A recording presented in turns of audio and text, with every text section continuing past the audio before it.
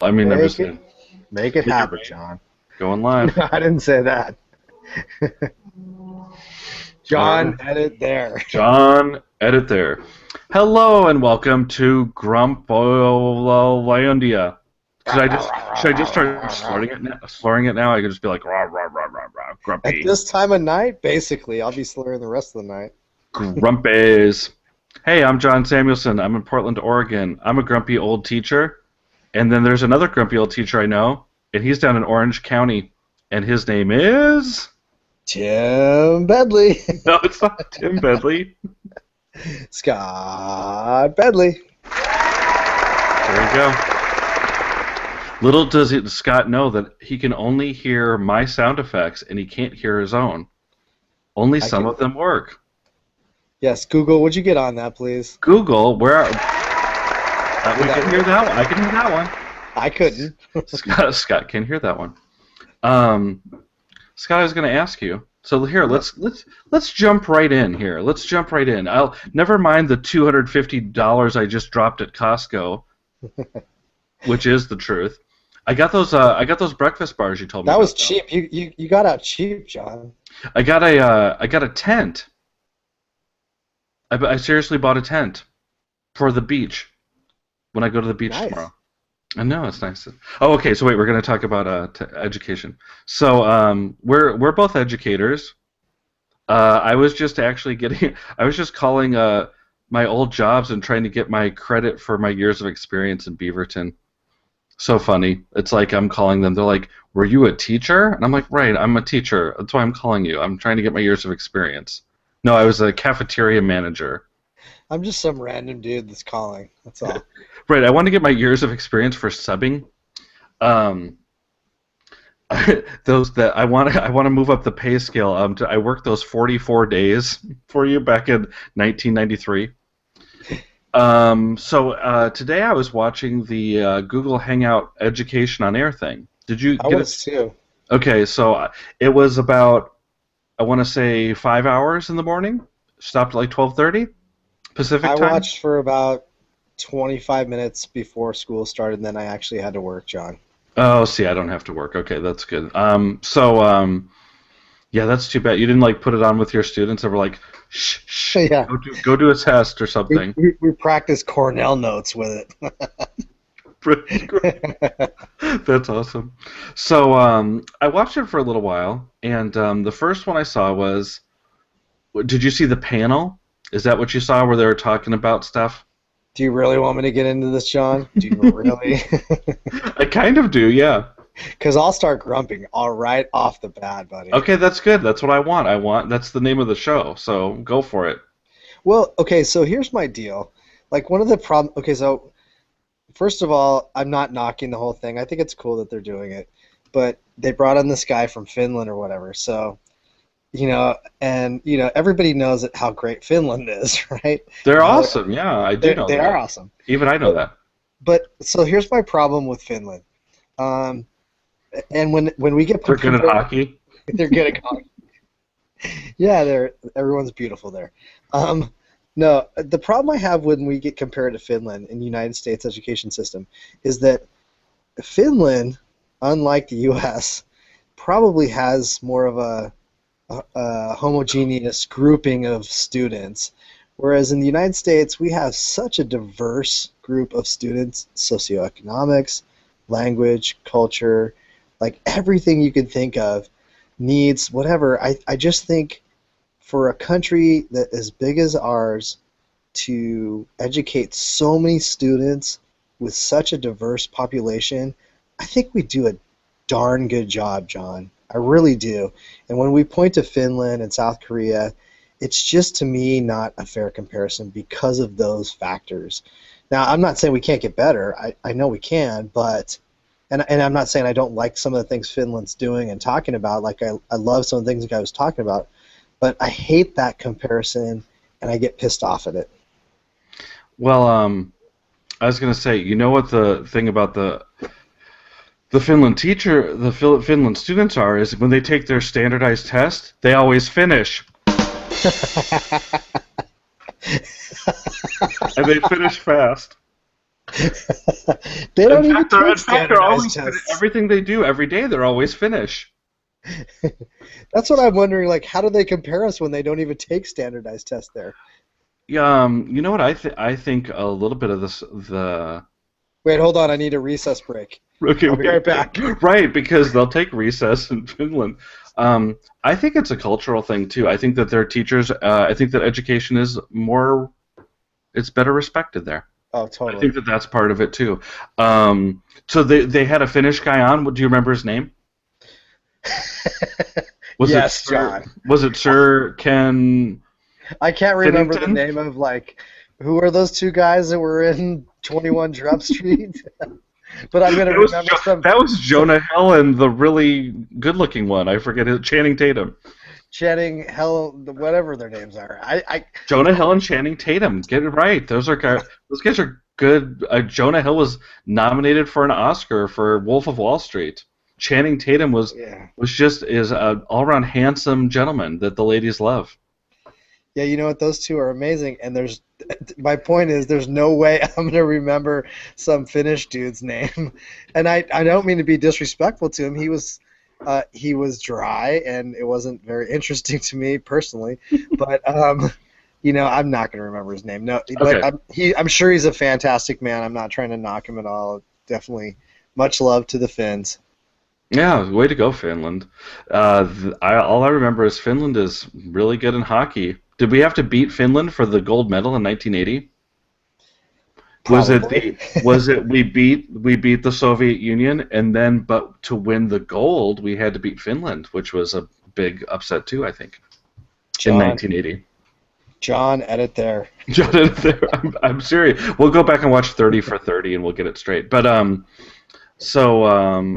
you must not have seen the same one I did then. I don't think I saw him, but I saw a panel and it was kind of the panel of the usual suspects. And I remember I was kind of live voxing my coworker, and I'm like, are we going to see the same people that go around and give speeches all the time? Is it going to be the same keynote people giving the same kind of speeches and blah blah blah? And I wasn't that thrilled in the beginning, and I was very grumpy. And then I saw some person that I won't remember her name either, but she did some really good stuff on like shaking up the system a little bit, and I actually broke out my Google Drive and started taking some notes because I thought the things that she was saying were pretty good, just like just about asking good questions, and if you could change one rule at your job, what would it be?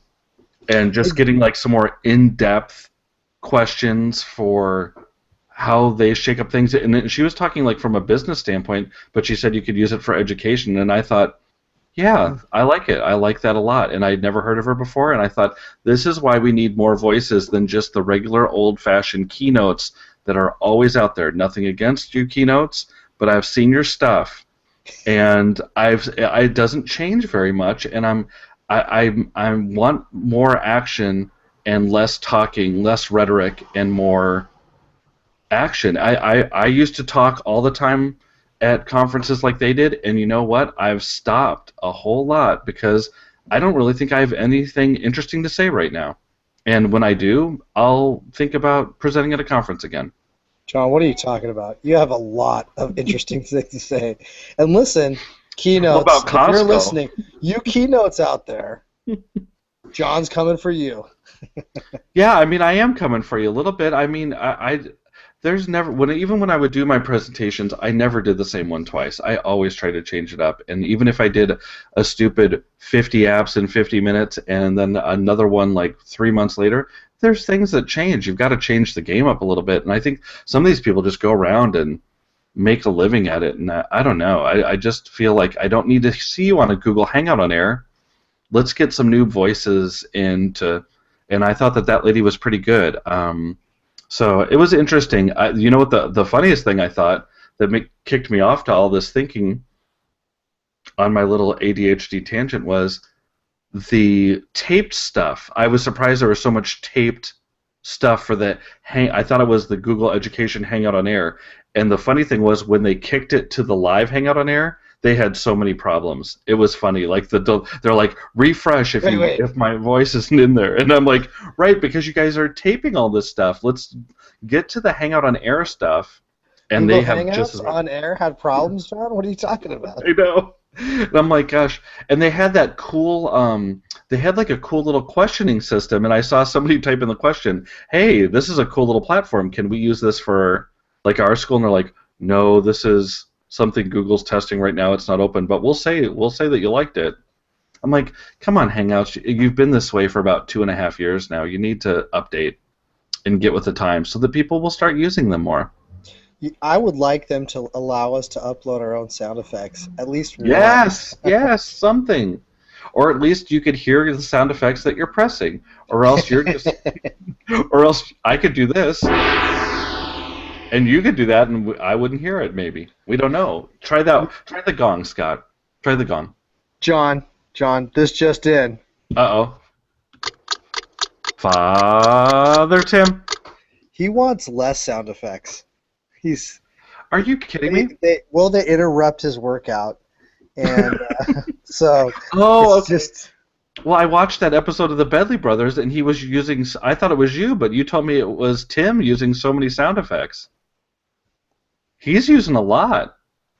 Are any of the sound effects going? There, I heard that one. I can hear your applause. I can hear that one. I did like 5. Oh my gosh. I did like Google. sad trombone. Oh my goodness. Well, so anyway, Father Tim, sorry that we ruined your workout. Speaking of workout, I did buy those breakfast bars that are gluten-free that you told me about, Scott. So see if I can eat some breakfast. Listen, if it's made and it sells in Costco, you should buy it, John. Well, that's our family philosophy, and we do. And I walk out of there going, that's what they do every time. Oh man, Costco, you gotta love it. So we bought a tent. We bought some beach towels because you can't have enough Frozen and Teenage Mutant Ninja Turtle beach towels because that's literally what we bought. And I bought a big 6-pound bag of M&Ms. A 10-pack of kites for the beach? No, we already have a kite actually, so we were good on kites. But yeah, those were there too, and they wanted another one. I'm like, no, no kites. No kites. We've already got a kite. But we did buy the little waterproof football and soccer ball. Do people go into the water up in Oregon, or is that? Yeah, we go in up to our ankles, to our knees, if you're really ambitious. That's it. And it's supposed to be a balmy 80 in Portland tomorrow, so that means, I don't know, 60, 68 on the coast? I don't know. And 68 could be hot. So yeah, that whole climate change thing. Hey, what Band-Aid do you have on? I see you have a Band-Aid there. Let's compare Band-Aids real quick. Well, I got the Incredible Hulk. That's so weird. Look, I have Spider-Man, literally. Look at that. I have the Amazing Spider-Man. Who would win in a battle, Hulk or Spider-Man? Which finger do you have it on? I have it on my middle finger. Me too, John. Oh, wow. Hulk smash Spider-Man. I think the Hulk would smash the Spider-Man. Yeah. All right. So anyway, let's talk about what's just got our attention this week. Scott, I promise you, I'm going to keep us focused on education this show. Yes, people that are working out to us, Father Tim, I'm going to give our one listener. Because Travis. Did you see the Bulls game, John? Did you see the Bulls game tonight? I did, and this is what happened. The bell went off. Oh wait, that's not a very good bell. The bell went off, and then the bank was open for Derrick Rose. Kasplash. Kasplash. Bam. It's over. And You're trying to distract me from education, aren't you? The Clippers won by 1,000 points. They did. They won by 25. If I'm keeping score 124-99, let me do the new math. 25. It doesn't matter if it's right or wrong, John. It just matters if you tried. That's right. James Harden tried a little bit. Boy, Jason Terry tried to take Blake Griffin out with a cheap shot. It's kind of funny. It's kind of like a mosquito trying to bite the Incredible Hulk. Really, when you think about it. I was just saying to you, I was like, if they had instant replay back in the 80s when it was like the Bad Boy Pistons and stuff like that, I mean, I was watching some of those old 30 for 30s, and there was one where Robert Parrish just flat out threw like a haymaker at Bill Laimbeer, bless his heart, and he should have, but he didn't even get kicked out of the game, you know, and I'm like, if they would have done that now they would have gone to the monitors, they would have like assessed damages, there would have been fines, kicked out. Man, The that 80s would have been Pistons different. team. Yeah, gosh, we hated those Pistons teams in Chicago. Oh gosh. As we hated the Knicks, the '90s Knicks as well. Yeah. So hate's a Did you hate did you hate strong the word. Pacers too, or just kind of dislike the Pacers? No, you know what? The Pacers never bothered me as much because they never won anything. I mean, to be quite honest, they didn't. I never really thought the Pacers had it in them. So Sorry, yeah, they Reggie. never. Sorry, Brett Clark. I never really thought the Pacers had any shot against the Bulls. The Knicks, you did, and the Pistons obviously beat them down mercilessly for years. So, and then finally the Bulls swept them in the ultimate sportsmanship. The Isaiah Thomas Pistons walked off the court like 30 seconds early, not even shaking their hands, and we in Chicago kind of went, yeah, we Isaiah Thomas is from Chicago. And anybody that really is from Chicago knows the real story about Isaiah Thomas. And Isaiah Thomas is not a nice person. The Isaiah Wait, Thomas, like, John. He totally kissed Magic Johnson. What do you mean? right, I know, right before he like cheap shotted him in that finals too. I mean, Isaiah Thomas was like, they have this great like Disney story about how it was so hard for him, whatever. As like St. Joseph's like bought his mom a house, and St. Joseph's School is kind of out by, they gave him a scholarship. It's the same one from Hoop Dreams, because John, that I was who wish they we looked could up get to. back onto education. Yeah, would you I stop talking just about seriously, basketball? man, Okay, this is ridiculous. I'm sorry. That Totally was my fault too. I know that was you totally planning that. You're such a well. So the thing that has gotten our attention this week is the John Oliver standardized testing. Um, I mean, what is it called? Like last week tonight or whatever it's called. But Yeah. John Oliver, I think he's great. Whenever I kind of watch his stuff, that his little web clips, I think he's always right on, and he does it in such a good British, as my dad would say, a good British humor sort of way. Does everything Um, sound more intelligent when it has a British accent with it, by the way? totally, I think so. We Um, should start using a British accent maybe on the show then, John. I can't even do a bad British accent, so I can even do that. But yeah. So if you haven't seen the John Oliver clip, you should just use the Googles and type in John Oliver standardized testing. It'll come up. And I did see that when I typed that in. It was kind of funny, Scott, because I was going to watch it real quick before we came on the air, and Pearson shot to the top of that result and said Pearson answers back to John, to the standardized testing questions. So you could type in John Oliver, at least on my Googles, Wow. John Oliver and standardized testing, and I got an article from a Washington Post article from a guy from Pearson.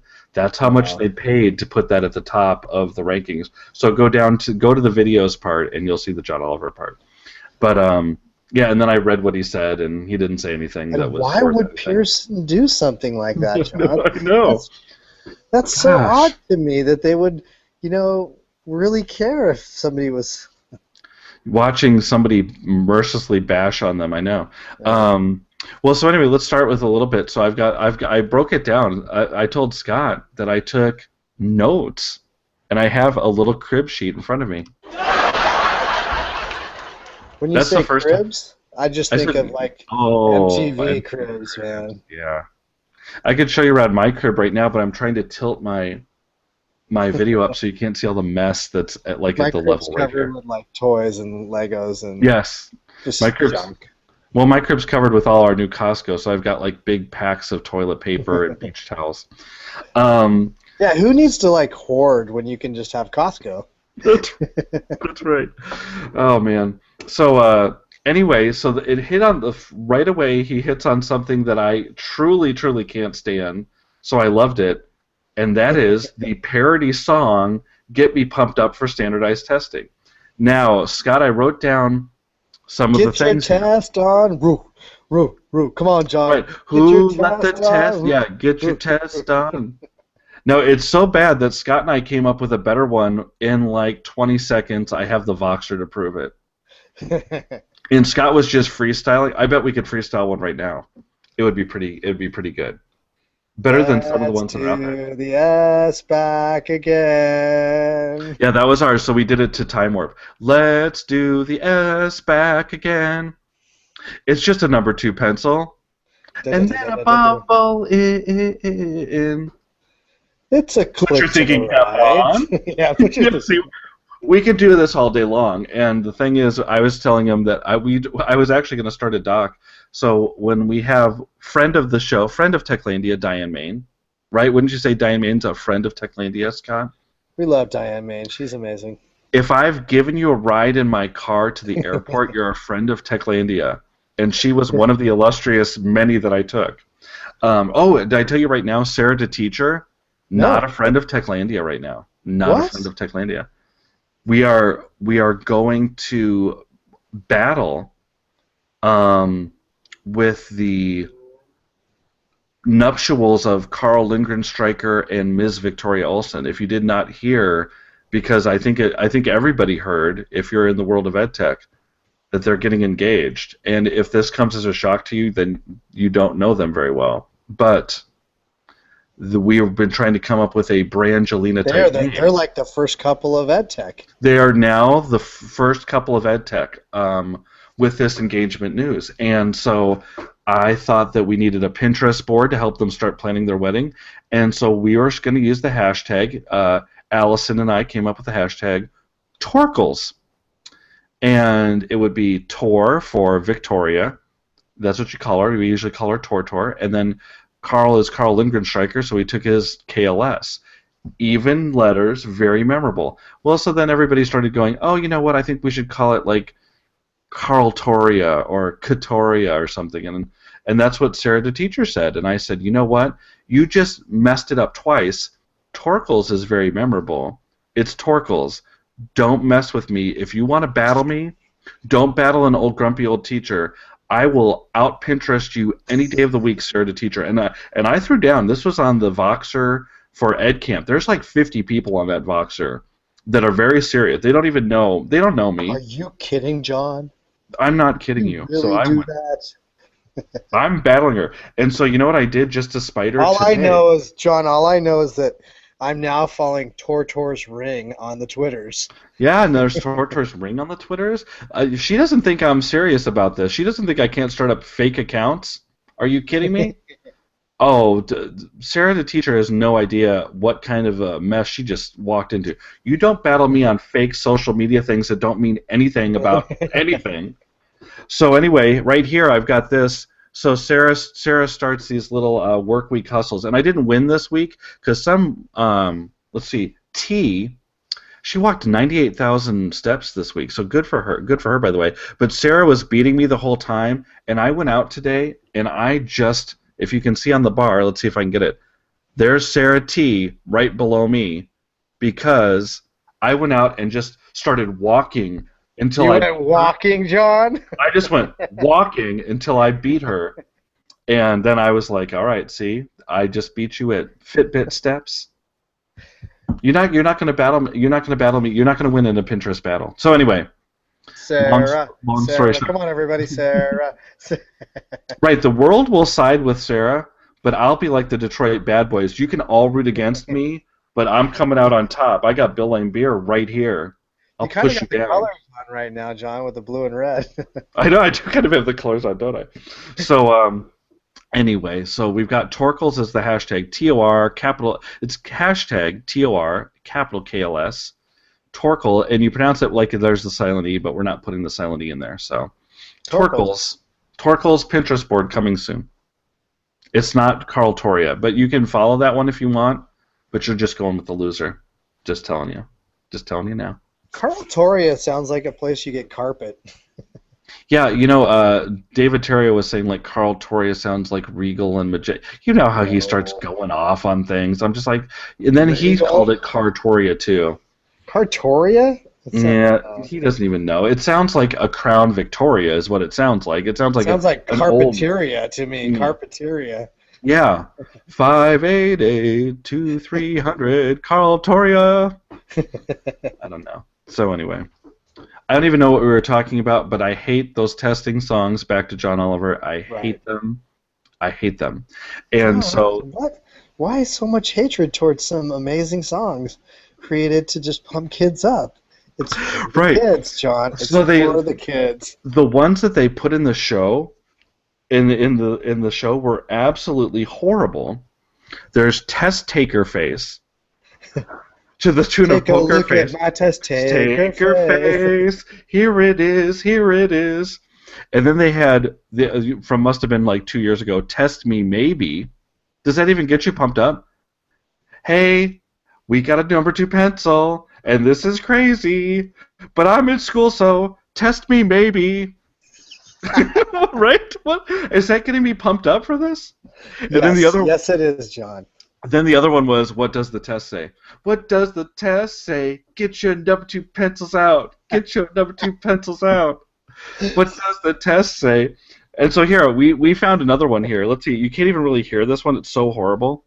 But here, let's see if we can get it. See if we can get it. I'm going to put it up to the microphone. It might seem crazy what I'm about to say. Oh, God.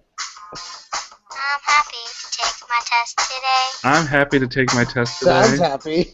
Yeah, she says happy. I'm happy to get the chance to show all the things that I learned and know. Because I'm testing. You can't even hear. They don't even know what's going on in this. That's another one. That one has over 800 views. Who is watching that? I seriously played that for my wife, and she's like, "Oh God, turn that off. That's horrible." I'm like, "What is that?" And it's like, where is Marnie, anyways? I'm used to seeing her in the background now. She's coming. She's gonna come back from Walmart here in a second. We're doing like, you know what? You can't just go to the beach with 4 kids. This is planning right now. It's 11:42 at night. We have to go out and buy supplies, get prescriptions of Xanax, whatever we have to do to make it through. Eye gear to protect the eyes. Didn't you have like an eye issue last time you went to the beach? What did we have? No, what did we have last time? Did one of your kids? Yes, it was Michael. What happened? Oh, it was his ear. Oh, that's right. It was his ear.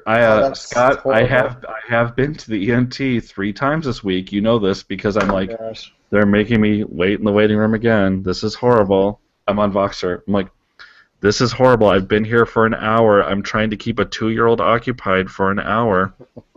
And then he goes in and like totally wails, and they gave us a refund. That's how bad he was. They're like, we can't charge you for this, as he's screaming, and I'm trying to like hold him down so they can look at his ear. I'm like, just give him the tubes. Just give him the tubes. Coach him to do that every time, John. Coach. You know how much money you could save? I know. Then I could go to Costco and buy more stuff. Oh man, it's pretty funny.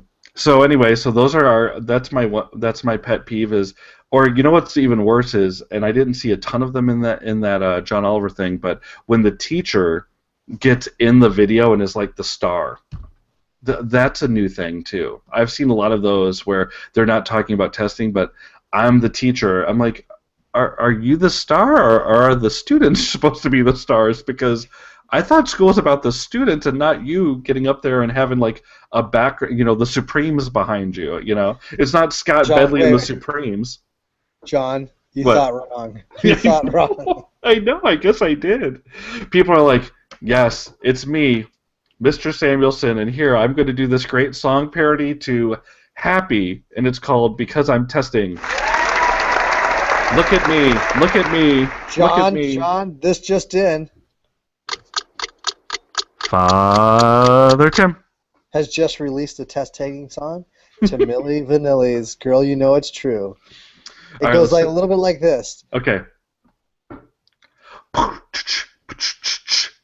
Girl, you know it's true. We gotta take a test for you. Father Tim Yes, you know it's true. I'm testing just for you. Number two, number two pencil for I you. I think that he shouldn't do that one though. I think he should do what was the quieter Milli Vanilli song? The one that was I knew it from the start. You would break my heart. What was that one called? Oh, it's The I, Dream Is Over. oh, It's a tragedy for me to think the testing's over, and I never will forget a correct answer. Test, I'm gonna kill you. I don't know, something like that. we need Diane Main desperately now. Oh gosh, Diane, please, Diane, let's get her on the phone real quick, Diane. So, it's pretty interesting though. So they did that one. Why do you think people aren't opting out, Scott? Are not or are? I don't think they are, but why do you think Well, I more mean, people aren't opting out? New York had over 200,000, I think. So why do you think it's more prevalent on the East Coast? I think it's more prevalent in the states that have been taking it longer. Like for us in California, this is only really our first go around at it, Hmm. and yeah. So I think a place like New York that's had it going on for a while, you start to hear stories of entire junior classes that don't show up for the week of Common Core testing. So, so that one was Seattle. From Was the that Seattle? That was Seattle. Okay, I know New York has a tremendous amount. Like they've had schools with 80% that are not even showing, Oh wow. or opting out or whatever. So you know, I don't know. I think people are over testing, and it's over testing. Yeah. We're over testing, and we are over testing them. Yeah, yeah, But we're so over it right now. We can't even we stand are. it. I mean, yeah, the numbers that he gave, you've got to watch this John Oliver thing. It's so good. Maybe when we post this episode, maybe I'll actually write a blog post about a grumpy old teachers for once and post on my website. My website will be like, "Whoa, wait, a blog I, post is here? It's been like 4 months, dude. You I'd write a remember blog me? post, but I only have one subscriber on my blog. I've got no subscribers. It's Why my would you wife. subscribe? Why would you subscribe to something that comes like every so often you get a little. We all love Santa. He only That's right. comes one time a That's year. right. That's right.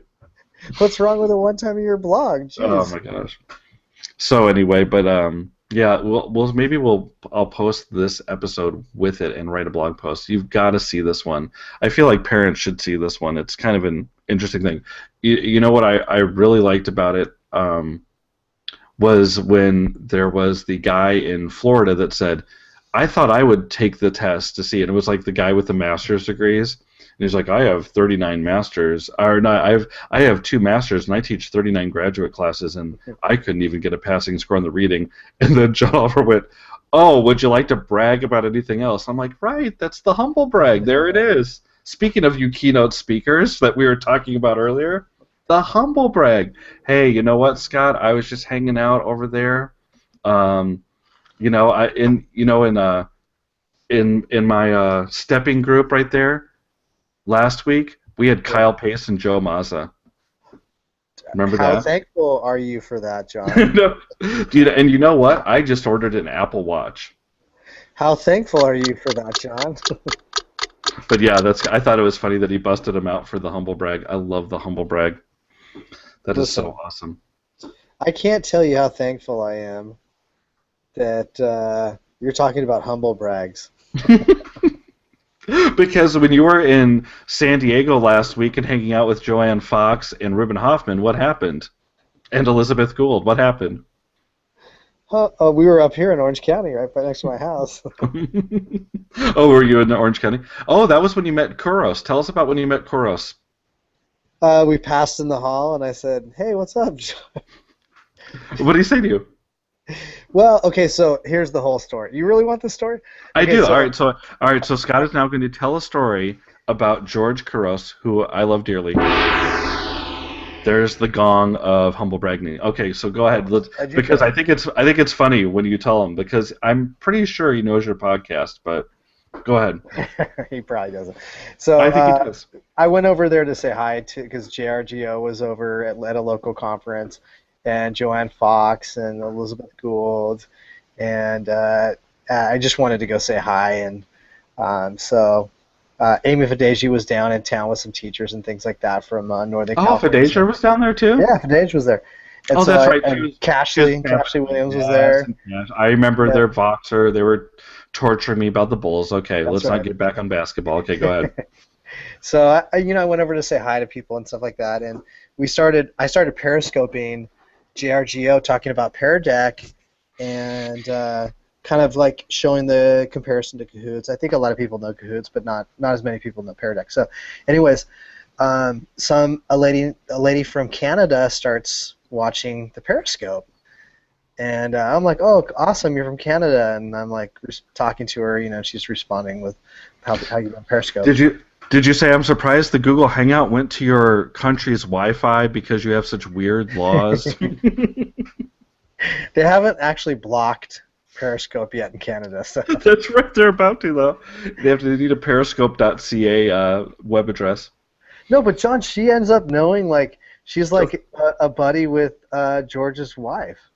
How would you not know George Couros if you were Canadian? I think everybody in Canada knows George Couros. They have, or Alec Couros. Like, this teacher and George and his wife have like they do like gosh, I don't know, they spin do class? Something together. I forget what it was now, but crochet. What do they? What would they do? Oh, I know what they do. They go to curling club together. That's a big thing in Canada. Curling.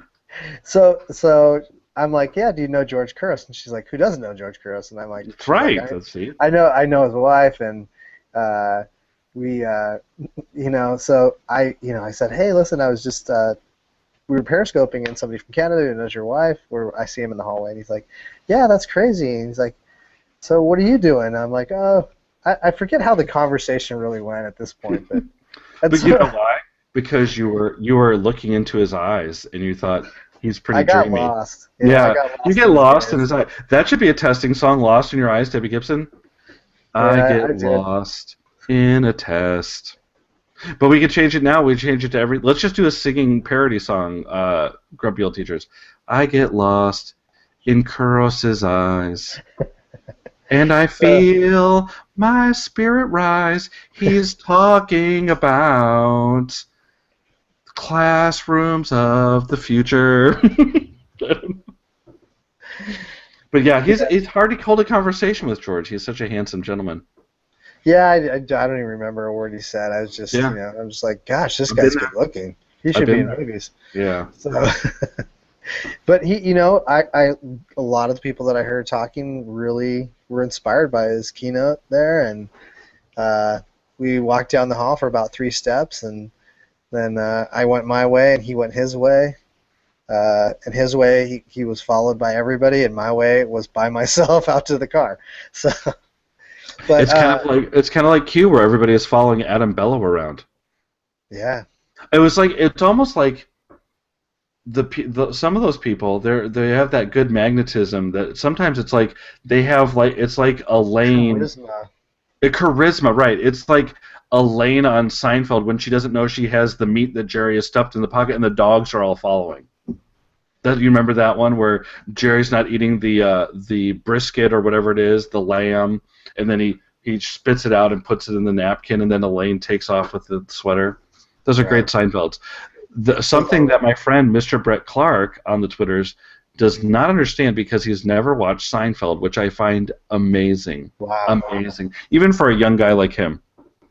Wow. So anyway, that was the Couros story. And so what happened after the Couros? The flock followed him. Yeah, no, we were just talking, and I think his wife actually has gelato with this other. Hello? She has gelato? Yeah, they're in some like gelato group or something like that they do gelato together up in Canada. But so I'm like, yeah, George has. So somehow I got connected, and his wife was like tweeting like, oh, I want to check out the Bedley Brothers podcast, and George was like, oh, I've never heard of that podcast before, and I was like, yeah, most people haven't actually. That's except for Daniel Pink, except for Robert Marzano, except for Sir Ken Robinson has been on there. Haven't you guys had Sir Ken Robinson? Yeah, some guy like that. Those are, I mean, that's, yeah, you've had real people. You have the two sisters. Two Come on sisters are now. legit. They're probably I more think well there's known some. than any of those guys. I think some people have heard of your podcast because I was just actually watching an episode today, and you have over 3,000 subscribers. Can I say the word subscribers to the Bedley Brothers on YouTube? Do you know how hard that is? Well, we force our kids to subscribe to the channel. I know some teachers that would resort to that. So anyway, that's cool. Well, I'm glad you met. So let's talk about ISTE a little bit. When we go back to ISTE, I'm sure that Gorgeous George will be there, and Paige too. I would like to. I've never met Paige before. You know what? That's kind of an interesting. She was super nice on Twitter. No, she is. We had her on when they announced their engagement before a long time ago on Techlandia. George was hanging out with her, and we announced their engagement. So I don't know. Are they the first couple of EdTech? Do we have a battle? Why am I into battling people lately? I don't know why I'm trying to pit people against each other. So there's George and Paige and Carl and Victoria. When you have Canada and America come together, though. Yeah. Well, right. I'm drawn to magic. the Carl. Right, Carl and Victoria. I'm already siding for because Carl's American and the other three are Canadian. You know where I'll fall on that one, like 100% of the time. Yeah. We got to go America. Torkels. Let's go America. But I think that I'm going to tag George Couros in this episode whenever I upload it, like in the next month and a half, and I'm gonna say go to 30 minutes in, and we're gonna set up a different meeting. It's gonna be George Couros, Scott Bedley, John Samuelson, and you know what we're gonna play? We're gonna play that new poker app that I just got. That's awesome. Yeah.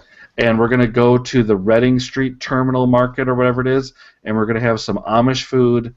Well, that's probably not. They probably won't allow the poker at the Amish place, but they have the best apple dumplings at the Amish place. It's only open on like. They won't recognize what our devices are, and so they'll be like, "What are these? What is that? What are those magic light boxes?" Yeah. So I'm calling George Couros right now. George, you have to come and at least get a. Food, like I don't care if it's a cannoli, a cupcake, apple dumpling turnover, a gyro. We're gonna eat together. We're gonna do the David Terrio thing, and we're gonna make him watch a Bedley Brothers episode, right? I'm gonna show him all the people that have been on Bedley Brothers, and then he'll dismiss me, and he'll be like, "Techlandia, forget that." That's what he is. But George Couros is one of the people that has always an open invitation to be on Techlandia. He hasn't been on lately. He's been too busy. You know why? Because he's going and giving those keynotes. There it is. Cha-ching. I bet George changes up his keynotes though. Yeah, I'm sure he does. He's not giving the same speech every time. And really, who cares? He could be reciting the alphabet as far as I'm concerned. As long as I can stare into those bohunky eyes, that's all that matters. All right, so and then they start. All right, so on the back to the John Oliver. So here's something funny. That was like a 15-minute like sidetrack onto George Couros' eyes. Hey, you know what? There's important things in EdTech, and one of them is George Couros. And his brother Alec Couros. We haven't even talked about him. I'd like to meet Alec Couros. I've never met him. I just hear great things about him all the time. So anyway, but I digress. So in the John Oliver thing, I found the. Do you remember when they were talking about the bad reading passage? Yes. Okay. About the talking pineapple? The talking pineapple. Okay, yes. Scott, with my crack research, I have found the passage. Would you like me to read you the one-page passage? Haven't. Oh, I've got it. Would you like me to read it? Are you serious, John? Oh, yeah. I told you. Wait. Everybody that's listening, pause. Go watch the John Oliver thing so you know what John's going to read you. Right. Because your mind will be... Okay, so here we go. So it's actually by a pretty well-known author, Daniel Pinkwater. It's not Daniel Pink, author of Drive, but Daniel Pinkwater. And it's his cousin, right? Yeah, it's his cousin. It's Barry Goldwater's cousin, actually. And so anyway, I have the story, The Hare and the Pineapple. So here it is. It's just one page. This is like a twist on the tortoise and the hare, right? Right, so this is, and it doesn't really say anything. It says read this story and answer questions 6 through 11. So here it goes. Ready? The Hare and the Pineapple. In olden As read times, by John Samuelson. yeah, recited by John Samuelson, referred by the John Oliver, whatever. Okay, here we go. Picture me in a. By the way, when you're listening to this, picture me in a robe with a pipe right now. If you're not watching. In olden times, the animals of the forest could speak English just like you and me. One day, a pineapple challenged a hare to a race. Now, this is parentheses. I forgot to mention, fruits and vegetables were able to speak too. Close parentheses. A hare is like a rabbit, only skinnier and faster. That's too bad, Scott. We should be a hare then, because we need to be skinnier and faster. This particular hare was known to be the fastest animal in the forest. Oh my gosh, that's Tim Bedley, isn't it? It is. So as we go through. Father Tim. Father Tim. All right, so here we go. You, a pineapple, have the nerve to challenge me, a hare, to a race? The hare asked the pineapple. This must be some sort of a joke, like those horrible videos we just saw on the John Oliver special. No, said the pineapple. I want to race you. 26 miles and may the best animal win. You aren't even an animal, the hare said. You're a tropical fruit. Well, I know what you mean, the pineapple said. Oh, no, he said, no, wait, I messed that. He said, well, you know what I mean, the pineapple said. The animals of the forest thought it was very strange that a tropical fruit should want to race a very fast animal. This pineapple has some trick up its sleeve, a moose said. Pineapples don't have sleeves, an owl said. Well, you know what I mean, the moose said. See the theme? That's a running joke now. If a pineapple challenges a hare to a race, it must be the pineapple knows that some secret trick that will allow it to win. The pineapple probably expects us to root for the hare and then look like fools when it loses, said a crow. Then the pineapple will win the race because the hare is overconfident and takes a nap or gets lost or something. The animals agreed that this made sense. So that's good. I'm glad somebody agreed this made sense. There was no reason a pineapple should challenge a hare unless it had some clever plan of some sort. So the animals, wanting to back a winner, all cheered for the pineapple. When the race began, the hare sprinted forward and was out of sight in less than a minute. The pineapple just sat there, never moving an inch. The animals crowded around, watching to see how the pineapple was cleverly going to beat the hare. 2 hours later, when the hare, 2 hours in 26 miles in 2 hours is good. That's even faster than Greg Garner. 2 hours later, when the hare crossed the finish line, the pineapple was still sitting still and hadn't moved an inch. And then the animals ate the pineapple. Moral: pineapples don't have sleeves. Hey, John, I've got 4 words for you for that. Yes. Bring on the monkey. Bring the monkey. All right, so here are the questions. I even have the questions that go with it. This is how top secret Pearson's thing is. It was on the New York government site, so I know we're not breaking any testing regulations. This is like a release test. Beginning with paragraph 4, in what order are the events in the story told? Switching back and forth between places, and so it goes on and on. So that's not really bad. I mean, whatever.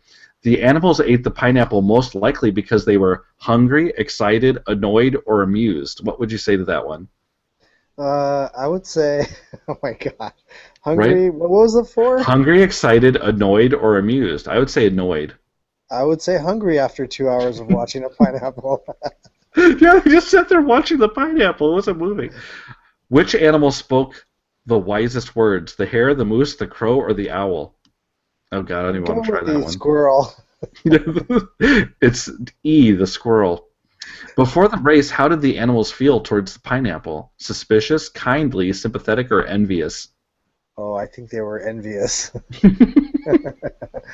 I think they were suspicious. I think that I got that one. I do think they were suspicious too. Okay. It's not fun if we actually give the right answer. Oh, I'm sorry. Come on. I'm sorry. I'm trying for my Mensa. I'm always hoping that Mensa's listening to the podcast. They might let me in the club. What would have happened if the animals had decided to Wait, cheer John. You really think if they're listening, they would let you into the club? I think it's a better chance if they're not listening, buddy. I remember one time, I barely would know what Mensa is. I remember one time we were on a family vacation, and you know where in Chicago, you know where we used to take our family vacations? If my dad listened to this, he's going to kill me. We used to go to the Holodome in Milwaukee, driving up 90 miles, and then they would just let me crank out and swim and play like Galaga or whatever. And then I don't know what they would do. Go to like antique shows or something. So anyway, or fight, I don't know. This is my family life. And so I remember one time the Mensa people were there, and my dad is a smart dude, but he's always trying to be the smartest dude. So he sat there and was just like so perturbed at the Mensa people. He's like, "Oh God, I can take an IQ test and blah blah blah blah." These Mensa people, and so I remember that they closed off the hot tub for the Mensa people at like 10:30 at the Holodome, and they were so mad that I never forget it. This big fat Mensa guy jumped through the cover on the hot tub and broke it. And they ripped up and they started drinking wine and they were just partying like it was like 1979, and I just thought it was funny. So that's my picture of Mensa people just getting ripped at a Holodome. There It is. That's my Mensa story. That's a true story, by the way. John, this just in. Father Tim is Mensa charter member.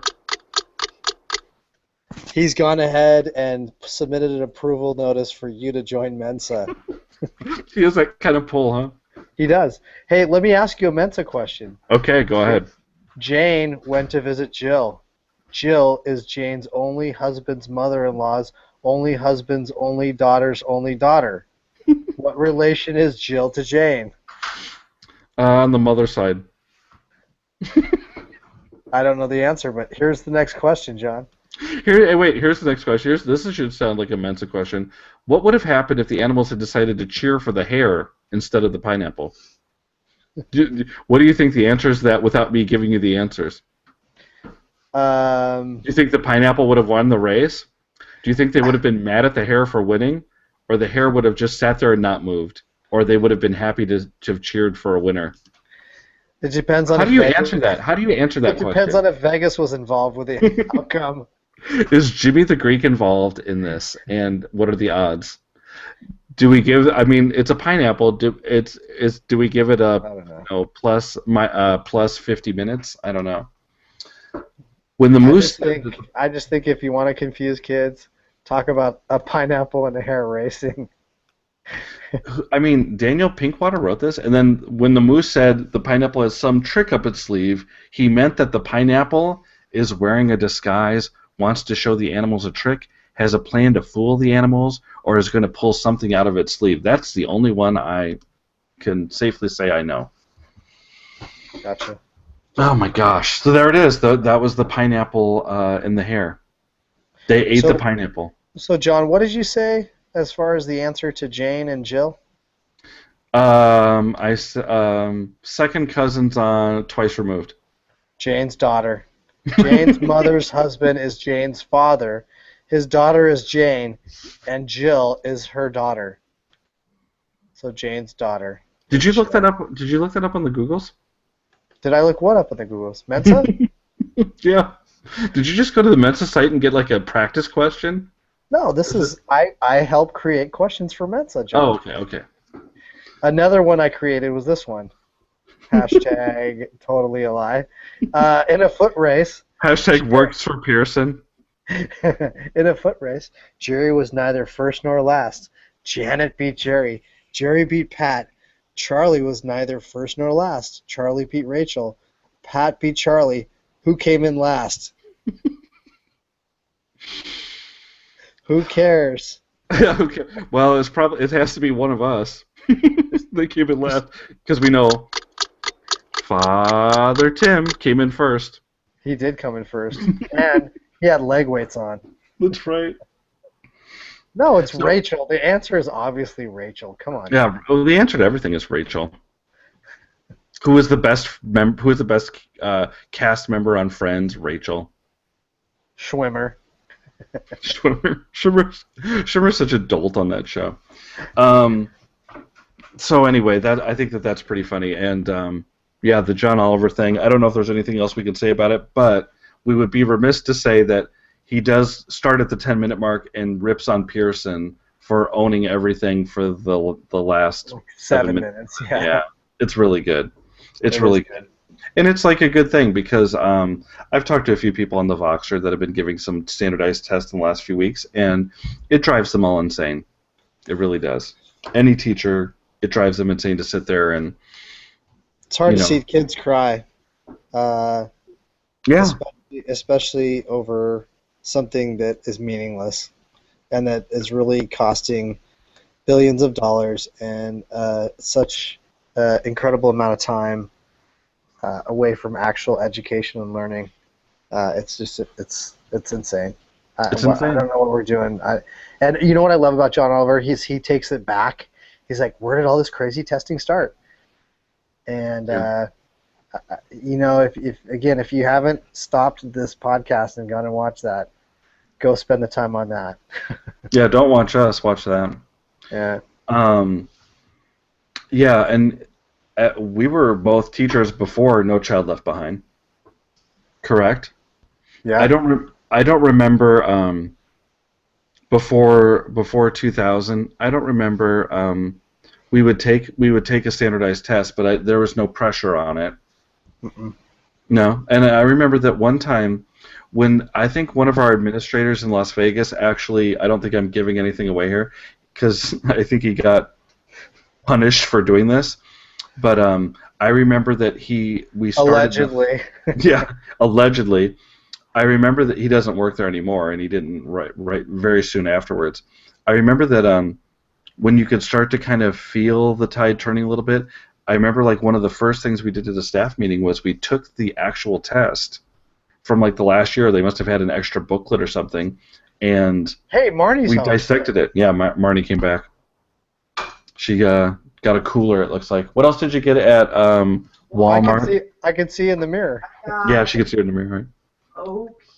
Okay, so we got some flip-flops, some OP flip-flops. A little foam gel. You can see where all my money goes.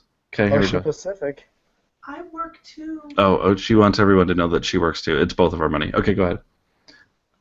I was the one who just dropped $2.50 at Costco. I don't know what you're talking about. Oh, Splash Pampers that are swimmers Pampers. And I don't have any shorts. oh, she got shorts for Adam. And Capris. Capri pants. Oh, Tim. Did you get those from Tim Bedley? Capri pants? He wears those so nicely. Telling me I'm old like Tim? Oh, did you hear that one? She just said you're telling me you're old like Tim. Oh, Tim. Even my wife knows how old you are. Father Tim. Sad. Father Tim just got his ARP card, so give him a break. I got Gwen a swimsuit. A swimsuit? Okay. Nothing exciting. No, but there's lots of crazy people there. But there's lots of crazy people at Walmart. This just in. There's lots of crazy people at Walmart. Wow, I'm glad Marnie just broke some serious news there. Yeah, scratching my head on that one. You know what? I knew that, and I didn't need to be in Mensa for that. So anyway, yeah, it's interesting. So I don't know. Marnie just derailed me from what I was talking about. I think you actually just kicked some knowledge there, Scott. Come on, Marnie, don't talk over us. We're on a podcast. Okay, you're out of the podcast now. Shh.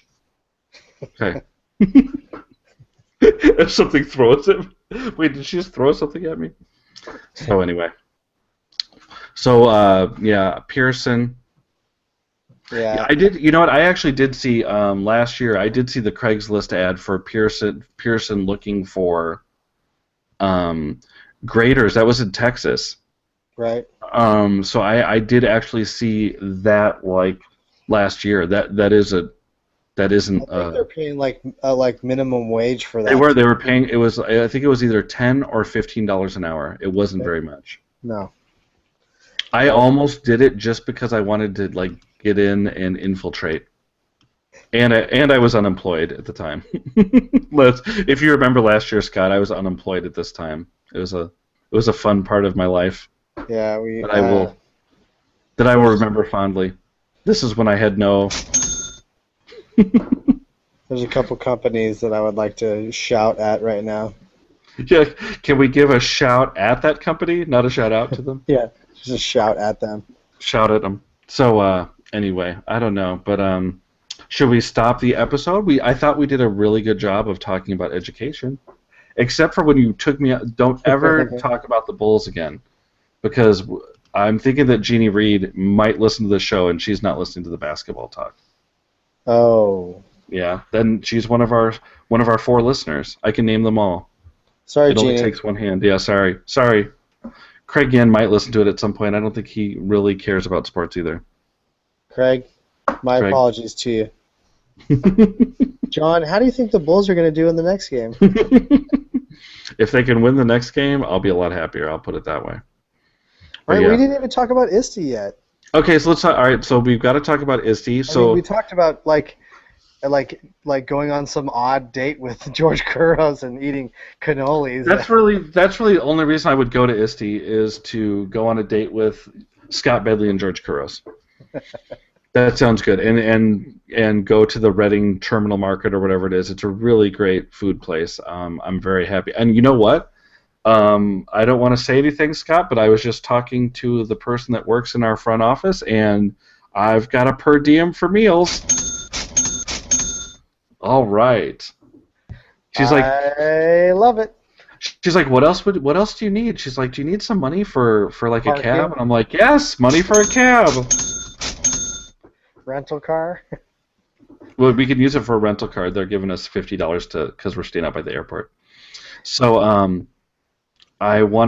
I guess we first want to invite everyone. This is a real Yes. George Kuros. If you want to have a meal with us, we'll definitely have a meal with you. We know you don't have time for us though. So on the reels, if there's anybody that listens to this podcast that would like to, Yes. we're now extending our hand. There is a general admission concert that we are going to on Sunday. Our So we are band-aided hands.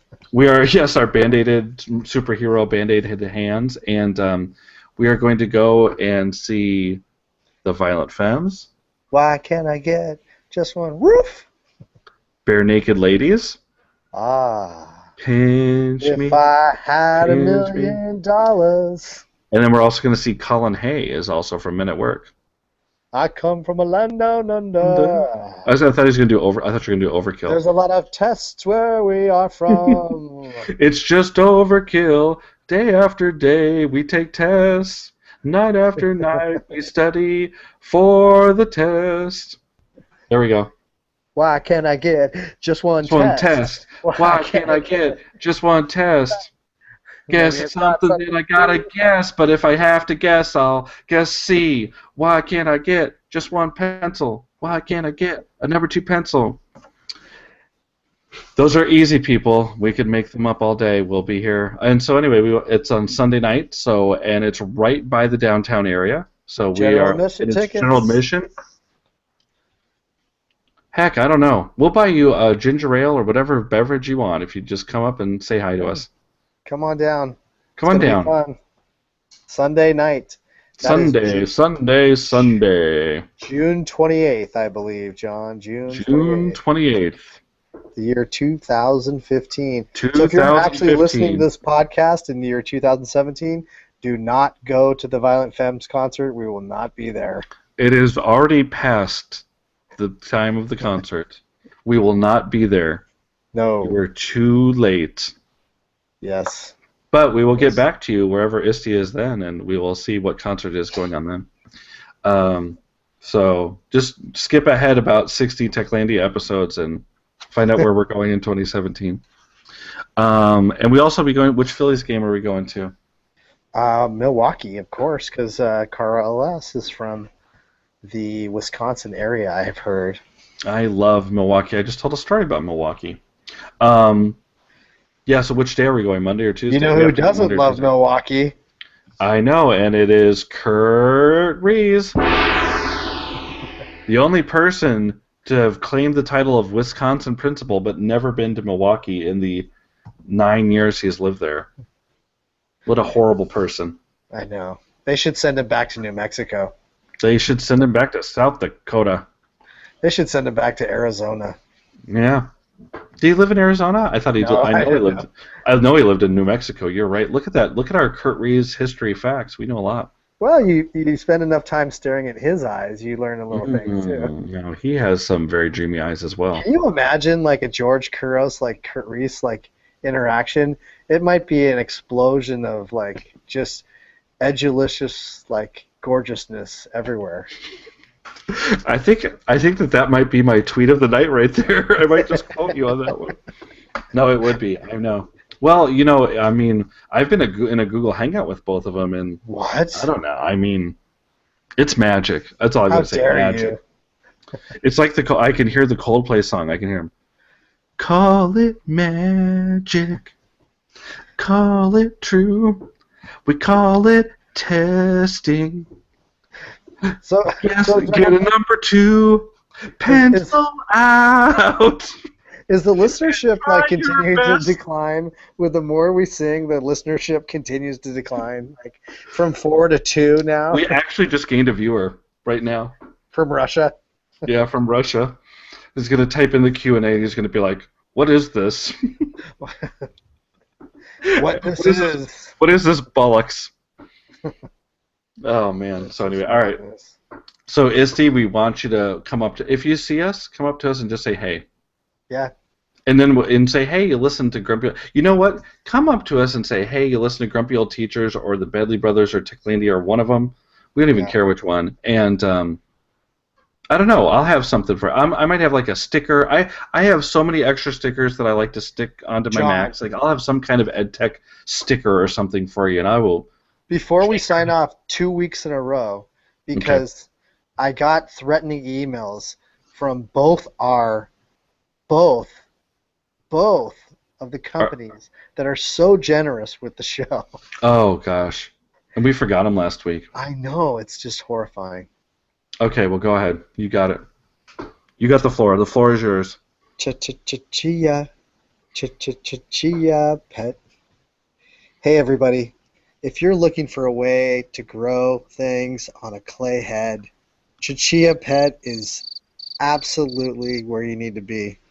And so visit your local Walgreens, your CVS, anywhere you can find things that they sell things that nobody really needs, and you'll find Chia Pet. And by the way, John, I don't know if you know this, but Chia Pet's coming out with like an all new line just for this summer. Yeah, it's the Isti version, right? It is, but it's not just the Isti, it's the Isti Insider version. Ooh.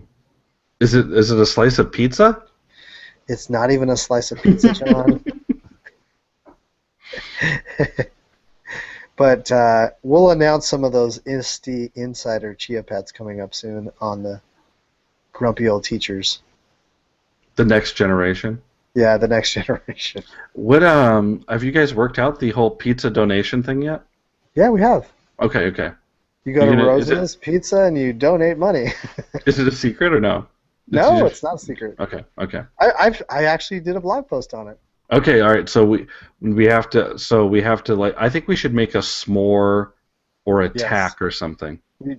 I can make a s'more. Do you want to Okay. make a s'more? I like like to a make s'mores.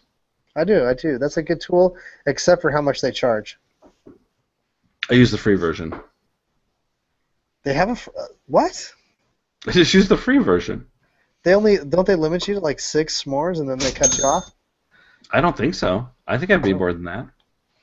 I make a s'more like I'm That's 'cause- waking up in the morning. In fact, I just wake up in the morning, climb right over, and make a s'more, and I'm like, what do I want to talk about today? Ed Camp, Houston.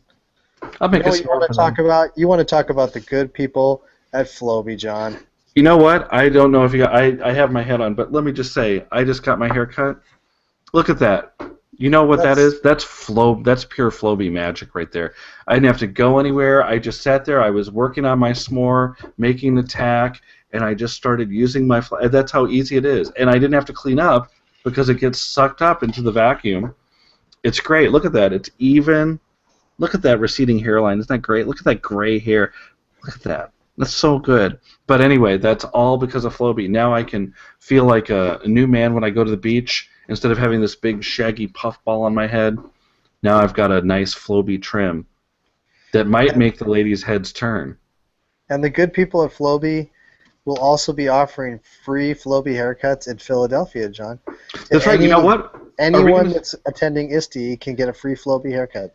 If you're down on the ISTE showroom floor, which is massive and gargantuan, from 1 to 2 p.m. on Monday, Scott and I will be working the Floby booth, and we will be you can get a Floby haircut from us. That's right.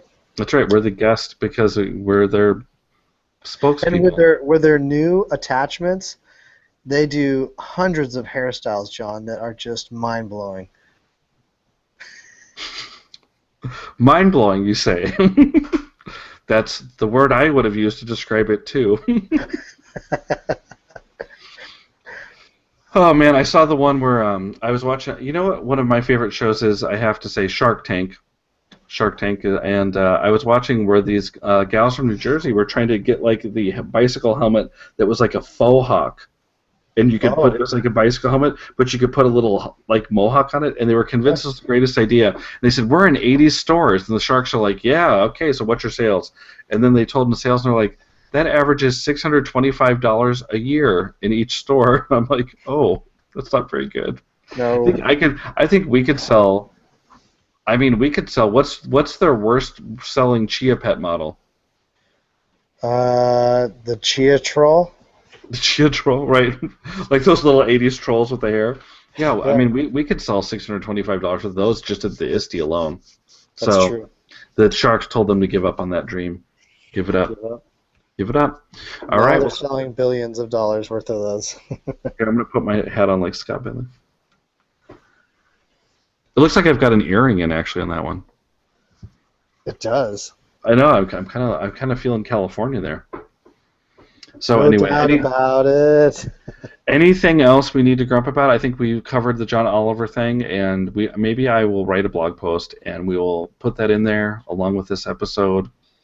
No, but I hope people do come over and say what's up at ISTE and look past the grumpiness and find the warm hearts within us, John, that really truly do care about education, and that's one of the reasons. Thanks. Do you really think are you still living that dream? Do you have people listen to the show? Because they don't. Not at this point. Oh, okay, right, yeah. Although Tim's still working out, so he might be listening. Yeah. Tim is bad. You know what's sad, people? I'm going to give you I know that what happens on Voxer stays on Voxer, but we were talking about like John, be careful. All right, we were talking about losing weight. It's funny because it rips on us. So we were talking about how we just wanted to lose like 5 pounds before ISTE, and we both said we wanted to lose it in our fat faces. And we weren't kidding. Like I keep going, is my face getting slimmer? Let alone like, my God, this huge gut. I'm like, is my face getting slimmer? What's going on here? I don't know. As long as you can take a skinny selfie, it's all good. That's right. I need that app. Anyway, I know. Well, so here's, you know what my pick of the week is? I'm going to give this to everybody then for an app. I'm going to guess it's the app that you suggested I get that I have now. Okay, so if you're at ISTE and you really do want to see a cool, something that's cool, and so on the Bedley Brothers, what was they talked about Card Table. Card Table. Which is a little bit different. It's $1.99, and you can play like hearts and spades and and you can have an iPad, and it's cool because you can flick the cards to it. Your iPhones or iPads are your cards. But right. You can have one iPad that's like the card table. Right. So yeah, the iPad should probably be a card table, but you can use an iPad in your hand or whatever. So that was cool. And then Scott said, so then he basically said, watch that Bedley Brothers. I can't believe you don't watch the Bedley Brothers. You are a jerk. And I said, okay, I will watch the new format. So, which is good. And it's over my head. You hated it. It was because they asked questions, and I was like, now I have to think. I didn't really want to think. That's why. But so there's this one called Bold Poker, and it's really cool because you can use the iPad in the middle. It deals down if you're a Texas Hold'em fan, and then your 2 cards come on your phone, and you can just kind of peel them back a little bit like they do, and then it'll expose the cards for you. And then you would just bet like you normally do or whatever. And it really works very well, and so you just flip it and whatever. So we don't care what you come with. If you want to come up to us and play some Texas Hold'em, we will. We can play for Skittles. Yeah. Whatever you want, we don't care. Things that you've gathered on the pencils, the and pens from free swag from the floor. USB drives, whatever you want to play for. Chargers. Especially USB drives, because I don't care if I lose them. Why would you be using a USB drive? It's so funny when they talk about flash drives. Like, the one person this week said to me, "Oh, how are you going to get us those videos? Are you going to put them in a USB drive and bring them up?" And I said, "No, I'll just embed them in a Google presentation and share them with you so you can watch them right there." Let me get my USB drive out and download them from YouTube and put them over for. I was like, no, it'll be a lot simpler this year. So anyway, well, wish me luck, Scott. We've got our big 1,500-person film festival that I am co-organizing this year for the first time, and I will be happy when it's over. But I think it'll be great fun. But right now, it's a ton of stress for me. I'm on call pretty much 24/7.